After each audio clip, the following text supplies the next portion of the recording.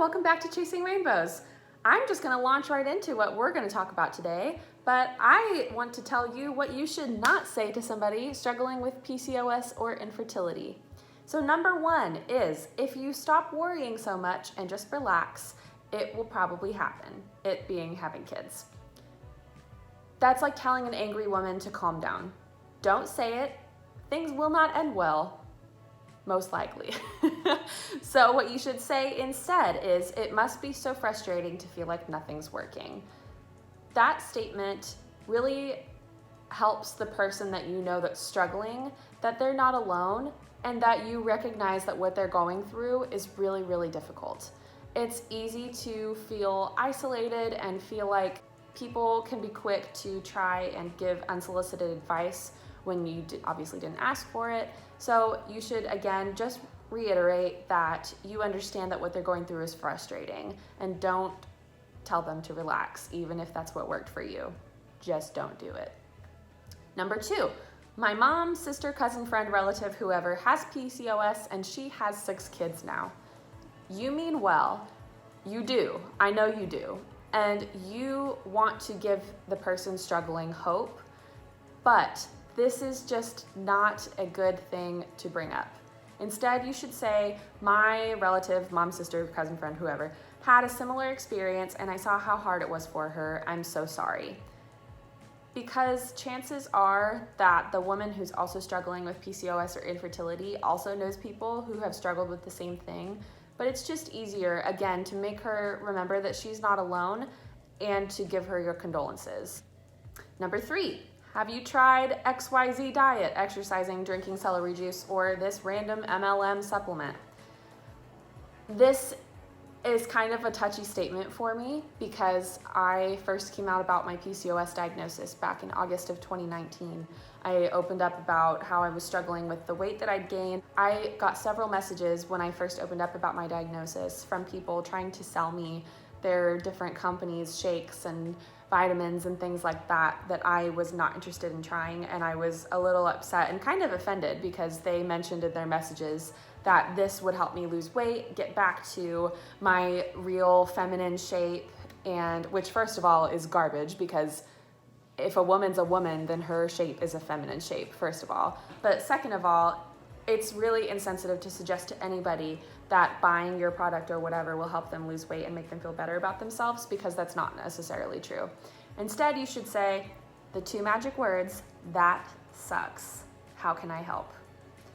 That's 6 magic words, but the first 2 magic words are "that sucks." Tell them how it is that this sucks, and tell them you're sorry that they're going through this, and ask how you can help.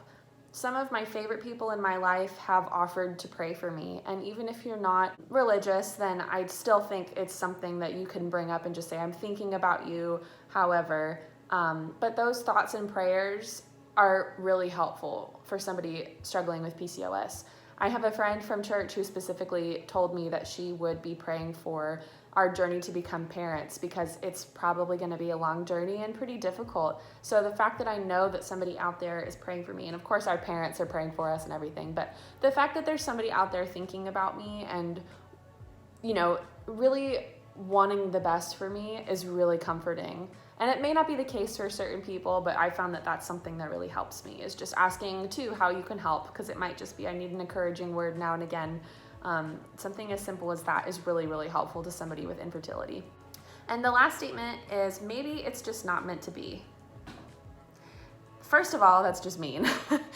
Second of all, chances are that the person that you're talking to has dreamed of becoming a mother for a very long time. I personally remember playing with my baby dolls as a little kid. I was probably like 4 or 5, and I remember carrying them around the house like I was the mommy, and I would always tell my parents or my friends or whatever, I'm gonna be the mom. I'm gonna be the mom. It's something I've always wanted to be, is a mom. I've known that since I was just teeny tiny. So to shut down someone's desires like that is really rude and insensitive. That's like saying maybe it's not God's will. You don't know God's will for their life. You should instead say, I'll be thinking of you or praying for you during this difficult time. And another thing I want to add on to that too is something that my friend Rachel, if you're watching this, you get a special shout out. Hey, Rachel. Rachel always reminds me that just because I can't get pregnant right now does not mean that I'm not going to be a mom someday, because there are many avenues to becoming a mom nowadays. I right now am a mentor for the students in my youth group at church. That has given me a huge sense of fulfillment. Excuse me. That has given me such a huge sense of fulfillment. A huge sense of fulfillment in my life, and it really is encouraging to know that there are people out there that I have an impact on that aren't my own children. And she always tells me too that, you know, if we end up adopting a baby someday, that will make me a mom. I will be a mom. So to say to somebody that maybe it's not meant to be and maybe it's not in God's will is insensitive and kind of rude, frankly, because you don't know God's will for their life, and instead you should build them up and remind them that someday they will be a mom and that you're thinking of them and praying for them. That's the most important thing to say in that regard. All right, I guess that wraps up this video. I hope you guys enjoyed it. I hope you like and subscribe if you want to. I try to get on here and film as much as possible. But I have been really enjoying putting out all these videos, so let me know of anything that you'd like to see from me. I kind of put a disclaimer in my Instagram stories this past weekend. I've had several suggestions to talk about over-the-counter medications for PCOS, or just like medications basically on that route, and unfortunately I'm not a medical doctor, so I feel unqualified to answer those questions, and I also don't take any medications at the moment for my PCOS symptoms.